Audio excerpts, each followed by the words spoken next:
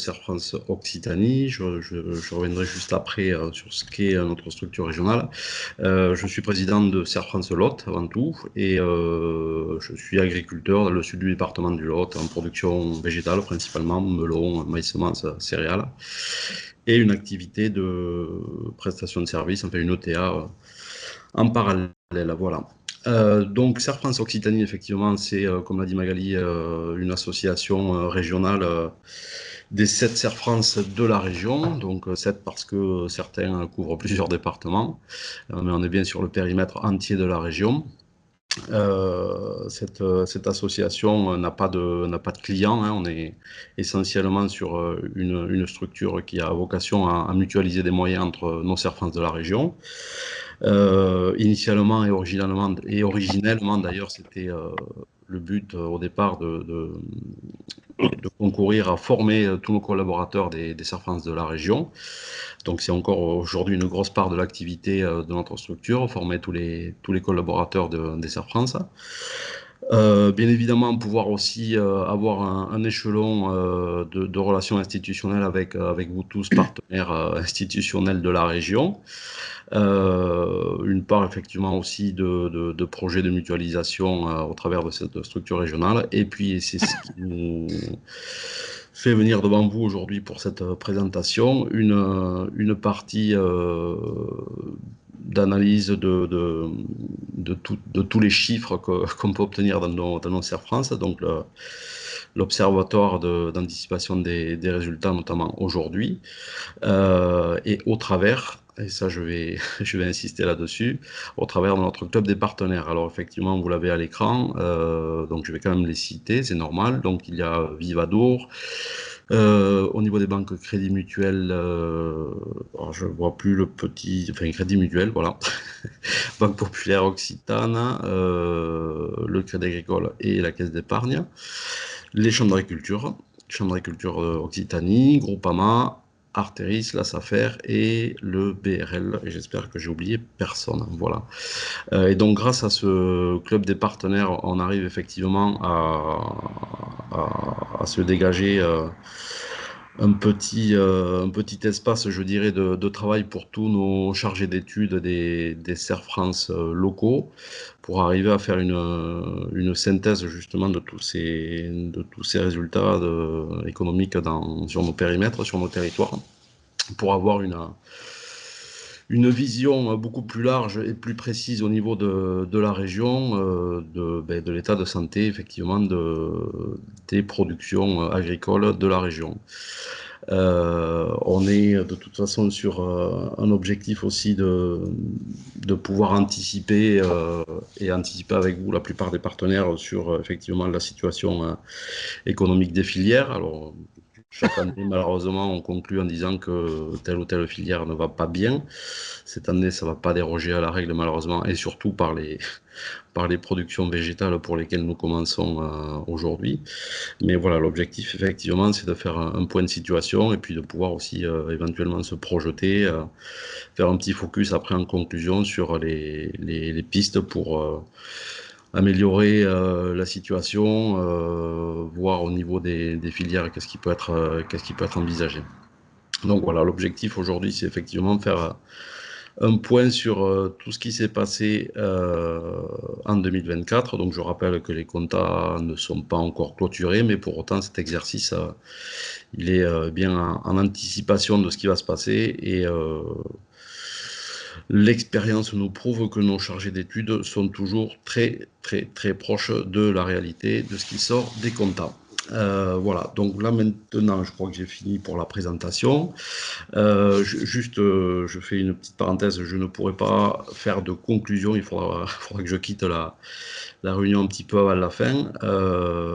Pour autant, moi, ce que je voudrais juste dire avant la présentation, cet exercice auquel vous êtes nombreux chaque année à vous connecter, nous montre malheureusement que effectivement on est peut-être dans un prolongement d'une situation un peu de flottement, je dirais. Alors on peut faire peut-être le parallèle avec ce qui se passe au niveau politique, mais malheureusement je crois qu'on a un cap qui est un peu perdu au niveau agricole. Et quand s'ajoutent les perturbations climatiques et économiques ou de marché que l'on connaît, effectivement, on arrive à une situation un peu compliquée pour les agriculteurs de la région, et je m'inclus malheureusement dans le lot. Voilà. Donc bonne matinée de travail à tous, et sans plus attendre, donc je laisse la parole à nos chargés d'études, Cathy Bigouin du CERF France Garonne et Tarn et Benjamin Deveau du CERF France Midi Med. Merci. Alors, juste quelques précisions. Donc là, vous êtes sur la séquence sur les productions végétales. Mardi prochain, il y aura une séquence sur les productions animales. Beaucoup d'entre vous sont inscrits. Et la semaine prochaine aussi, en fin de semaine, nous présenterons l'observatoire viticole comme chaque année. Je vous conseille de couper vos micros pour plus de confort. La séquence est enregistrée parce qu'on souhaite vous diffuser des replays et puis diffuser aussi à ceux qui sont absents. Et donc, si vous voulez pas que votre visage soit sur la vidéo, donc vous pouvez aussi couper vos caméras. On s'arrêtera après chaque séquence, donc vous pourrez poser des questions soit en levant la main et on vous donnera la parole, soit en mettant votre question sur la conversation. Voilà, donc je crois que je vous ai dit tout ce qu'il y avait à dire en démarrage. Donc je vais passer directement la parole à Benjamin, puisque c'est lui qui démarre. À toi, Benjamin. Parfait, merci Magali, merci Stéphane pour cette introduction. Donc effectivement, je vais assurer donc la première partie de cette présentation. On va démarrer par voilà, des éléments un peu de compréhension globale de la mécanique, hein. C'est important pour nous de rappeler le cadre dans lequel effectivement ces prévisions sont faites et comment elles sont bâties. J'assurerai dans un premier lieu sur la partie culture pérenne la viticulture, et vous me retrouverez, comme Magali l'a dit, donc jeudi prochain sur l'Observatoire viticole, qui sera un focus un peu plus complet sur la filière viticole. Ensuite, Cathy prendra la main sur la partie, on restera sur des cultures pérennes avec l'arboriculture, et on basculera sur les grandes cultures ensuite pour enfin conclure ensemble voilà, sur les éléments de prospective et comment accompagner nos exploitants de la manière des meilleures. Précaution de lecture, important qu'on revienne dessus, hein. On est sur, vous l'avez compris, hein, sur des prévisions. L'ambition, hein, de l'Observatoire anticipé, donc qu'on mène tous les ans, c'est effectivement de donner à l'ensemble, on va dire, des parties prenantes de la filière des éléments suffisamment certains. Pour autant, on est en train de travailler sur des comptabilités 2024. Elles ne sont pas clôturées, vous en doutez, on est début janvier. La plupart des exploitants restent sur des dates clôture au 31-12 de chaque année. Donc, bien évidemment, aujourd'hui, la plupart des comptabilités ne sont pas terminées. Pour autant, voilà, on a une vraie proximité avec nos exploitants qui nous permet d'être en contact régulier avec eux tout au long de l'année et bâtir des prévisions. Aujourd'hui, ça se fait très clairement par une approche terrain, hein, par une connaissance du tissu local, par un maillage territorial très fort. C'est ce qui caractérise aujourd'hui nos Serres France et qui nous permet aujourd'hui voilà, d'être proche du terrain et de concaténer ça avec, on vous l'a mis sur le diapo, hein, des tendances, hein, des analyses de marché, des éléments complémentaires. Et c'est voilà, toute la synthèse de ce travail-là. Donc, on livre en primauté donc, aux membres du club au mois de novembre et qu'on ouvre de manière un peu plus large là au mois de janvier à l'ensemble de la filière agricole régionale.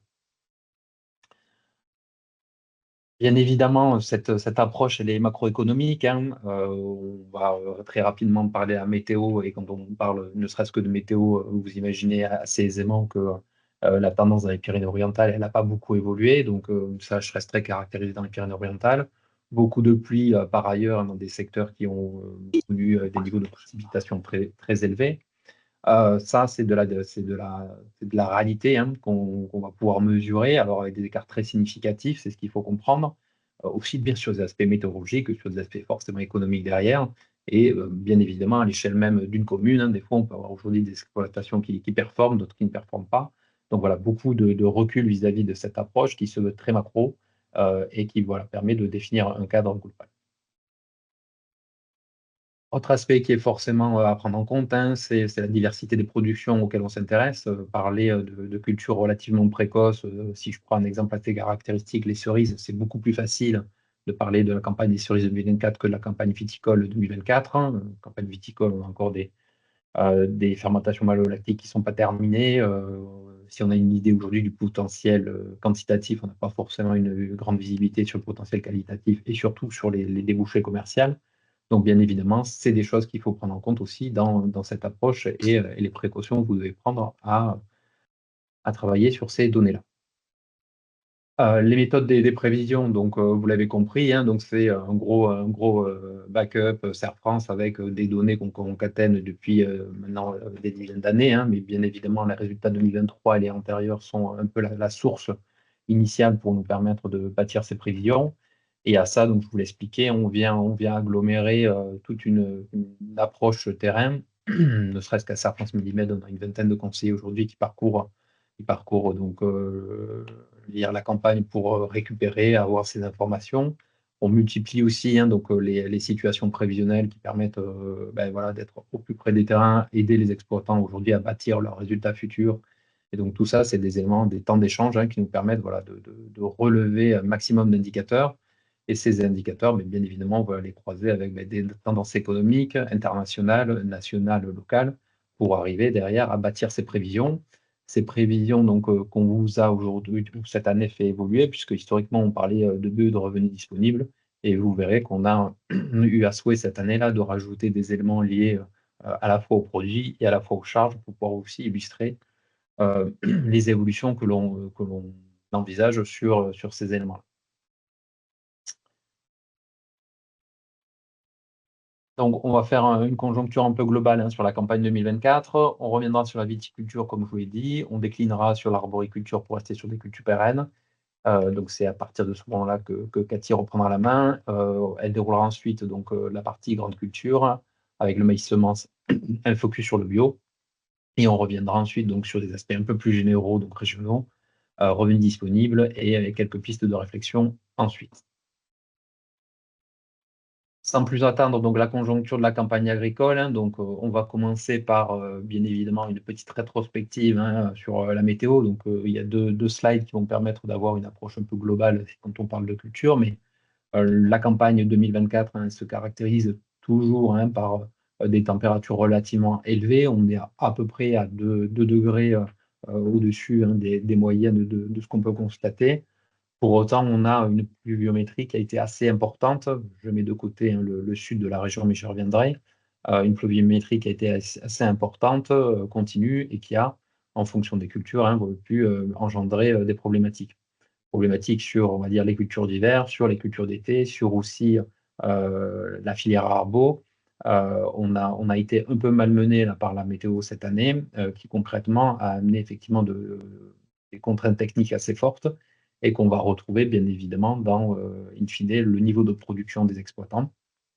Alors ça s'est caractérisé hein, par un hiver sur lequel il a fait assez doux. Il y a eu des pluies au printemps qui étaient dans certains secteurs très arrosés, hein, sur les Cévennes notamment par exemple, et une partie de l'Hérault, on a eu beaucoup d'eau sur le mois de mars. Des pluies assez efficaces le reste de l'année. Il y a aussi des orages durant l'été et bien évidemment hein, des épisodes après caractérisés de gel dans certains secteurs qui ont permis, enfin pour le coup, qui ont impacté là aussi le potentiel des exploitations. Les impacts de gel, hein, ça va être sur le secteur pour le secteur viticole, c'est dans le Lot, Gaillac, Fronton, le Limousin aussi sur le côté de l'Aude.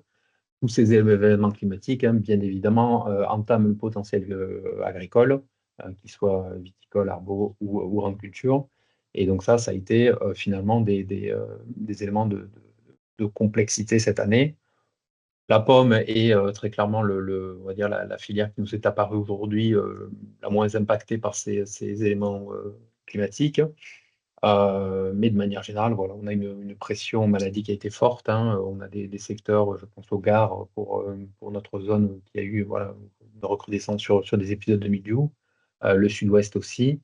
Et dans le même temps, à l'échelle de la région, hein, un manque d'eau caractérisé, alors que l'on connaît maintenant et malheureusement pour lequel on a tendance à s'habituer, mais tout le sud aujourd'hui, hein, donc de la région, donc c'est-à-dire à partir de Narbonne en deçà, et donc tout le littoral audois et les Pyrénées-Orientales, ils sont marqués hein, très clairement par des épisodes de sécheresse, de canicule, qui, là, pour le coup, amènent une réflexion plus structurante sur l'avenir de cette filière agricole et notamment viticole, de par la faiblesse des rendements et surtout un potentiel agronomique en termes de fonds qui est aujourd'hui menacé. Une fois qu'on a parlé de la météo, on peut aussi faire un tour d'horizon un peu plus global, hein. Si on s'inscrit dans une perspective un peu plus mondiale, on a un PIB mondial qui continue à progresser. Pour autant, on a des grandes disparités. Ce qu'on peut appeler donc les économies un peu avancées, elles voient une légère amélioration, hein. On a un PIB qui a progressé très légèrement à 1,7 contre 1,6 sur l'année précédente. Ce qui est notable, c'est la décélération, on va dire, des pays émergents qui, globalement, eux, perdent là aussi 0,1 point. Donc, on est passé de 4,2 à 4,3. Bien évidemment, quand vous avez une Chine qui avait connu des périodes de croissance à 2 chiffres, qui se retrouvent aujourd'hui à 5,2, 4,8, 4,5, là, comme illustre le schéma, forcément, ça marque le pas. Pour autant, ce n'est pas que la croissance qu'il faut regarder, hein. Le grand impact sur les dernières années que l'on va retrouver dans nos productions agricoles, hein, c'est l'inflation. On a une inflation très très marquée post-Covid qui s'est poursuivie, qui s'est continue. On a à l'échelle mondiale, hein, une inflation qui est à 6,8 en 2023 et qui serait aux alentours de 5,9 en 2024.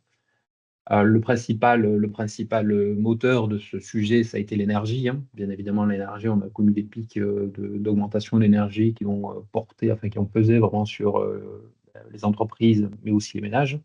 Ça s'est retrouvé assez rapidement sur les denrées alimentaires. Et la tendance que l'on voit et qui fait l'objet de la diapo suivante, c'est l'impact sur les services. Aujourd'hui, la sensation que l'on a sur la campagne 2004, c'est que l'inflation que l'on a pu connaître sur l'énergie a eu tendance à s'écraser, à diminuer. L'alimentation est restée forte, même si elle a eu tendance aussi à redescendre. Le sujet aujourd'hui qui reste assez élevé et que l'on retrouve dans nos analyses, hein, c'est effectivement le secteur des services qui reste élevé. Alors, comment l'expliquer? Principalement parce que le service, il est directement lié aujourd'hui au coût de la main-d'œuvre, hein. Quand vous avez une activité qui est orientée sur le service, généralement, votre principal poste de charge, hein, c'est de la main-d'œuvre. Et on peut tout à fait envisager que, avec l'ensemble des éléments d'inflation qu'il y a eu sur les mois précédents, l'augmentation des rémunérations ont pesé aussi sur les entreprises. On a eu une campagne 2023, enfin 2 années 2023-2024 avec des fortes tensions, pas mal de turnover et des entreprises qui ont été en nécessité de revoir les salaires et d'augmenter les rémunérations. Et bien évidemment, ça se reflète aujourd'hui encore sur le secteur des services qui reste un secteur, pour le coup, avec des niveaux d'inflation assez élevés. Petit focus ensuite donc sur l'énergie, hein. Donc l'énergie, c'est un peu calmé. Bon, comment ça s'explique? Bon, on a eu pas mal d'événements géopolitiques, hein, qui sont venus bousculer depuis 2020 le marché de l'énergie. Malheureusement, on est aujourd'hui dans une certaine forme de statu quo sur ces aspects-là, qui a permis de recomposer un peu euh, les alliances historiques, hein. Alors si l'Europe achète un peu moins forcément de gaz à la Russie, ça a profité à d'autres pays comme l'Inde qui ont pu aujourd'hui aller chercher des acquisitions de gaz sur ces pays-là. Et inversement, voilà. Donc, l'ensemble s'est un peu recomposé, ce qui fait qu'aujourd'hui, l'énergie reste sur des niveaux élevés. Mais globalement, vous voyez que les trends à la fois du gaz et à la fois du pétrole sont revenus sur des choses un peu plus cohérentes, alors qu'en 2022, on avait eu une forte explosion entre 2022 et 2023 de l'ensemble de ces coûts et qu'il y avait bien évidemment un impact direct sur le recours à l'énergie et bien évidemment l'ensemble des dérivés du pétrole, on peut s'en douter. La tendance donc que l'on envisage nous sur 2024 sur l'engrais, l'aliment et le carburant, vous voyez, c'est plutôt des baisses. Bien évidemment, on a un indice IPAMPA, hein, donc l'indice IPAMPA, c'est l'indice des prix d'achat des moyens de produits agricoles, hein, qui là aussi s'oriente à la baisse. Donc c'est une bonne nouvelle pour nos exploitations, puisqu'effectivement, ça veut dire que globalement, le prix d'achat des intrants engrais, aliments, carburants est à la baisse. Pour autant, vous vous doutez bien qu'avec des niveaux de pluviométrie assez élevés, c'est pas parce que le coût unitaire des produits phytosanitaires a potentiellement baissé que l'addition globale est à la baisse. Et c'est un peu ce qui va caractériser nos analyses, hein, c'est qu'effectivement, on a plutôt aujourd'hui des prévisions assez élevées sur ces aspects-là, malgré des baisses unitaires.